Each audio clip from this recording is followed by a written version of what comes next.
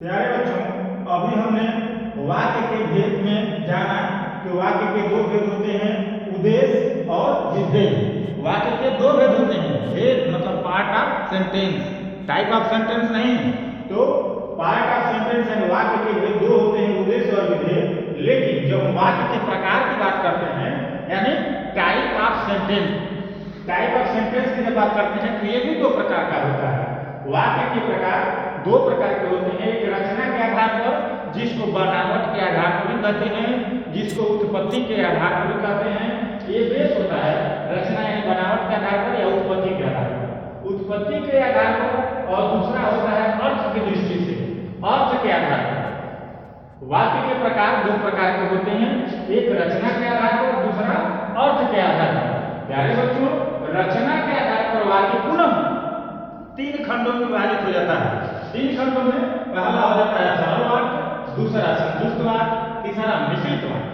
सरल वाक्य जिसमें केवल एक कर्ता होता है, एक सब्जेक्ट होता है और केवल एक ही क्रिया होती है।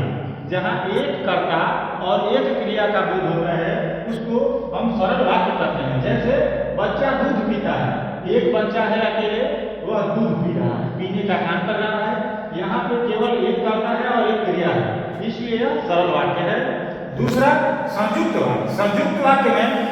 संयुक्त वाक्य में दो उपवाक्य जुड़े रहते हैं या दो सरल वाक्य मिलकर के बनते हैं। जैसे मैंने काफी प्रतीक्षा की, यहाँ पे मैं एक सब्जेक्ट हो गया, काफी देर तक प्रतीक्षा करने का काम किया है कि पर आप नहीं आए, आप फिर एक दोबारा हो गया सब्जेक्ट, और नहीं आने का जो भाव है नकारात्मक निष्क्रियात्मक वाक्य का पार्ट है, नहीं आने का जो क्रिया है। तो यहाँ पे कम से कम देख रहे हैं, मैंने बोला था कि दो वाक्य, इस वाक्य में दो कर्ता और दो क्रियाएं होती हैं या दो सरल वाक्य के मिलकर के एक संयुक्त वाक्य बनता है। जैसे मैंने काफी देर प्रतीक्षा की पर आप नहीं आए, इसको यहाँ हम रोक के पढ़ सकते हैं।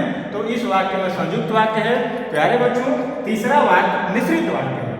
ये रचना के आधार पर जो वाक्य का हम खंडन किए हैं, विभाजन किए हैं, ये तीन प्रकार के थे, सरल वाक्य, संयुक्त वाक्य, मिश्रित वाक्य।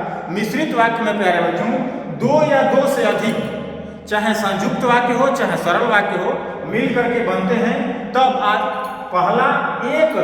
जो पहला वाक्य होता है वो प्रधान होता है, जिसमें एक कर्ता प्रधान होता है, उसके द्वारा की एक क्रिया प्रधान होती है, और बाकी दूसरा जो प्रयोग होता है वह गौण रह जाता है, अपने प्राथमिक रूप में नहीं आता है, वह गौण रूप में द्वितीयक रूप में प्रयोग होता है, जो दूसरा पहले पे डिपेंड करता है, निर्भर करता है।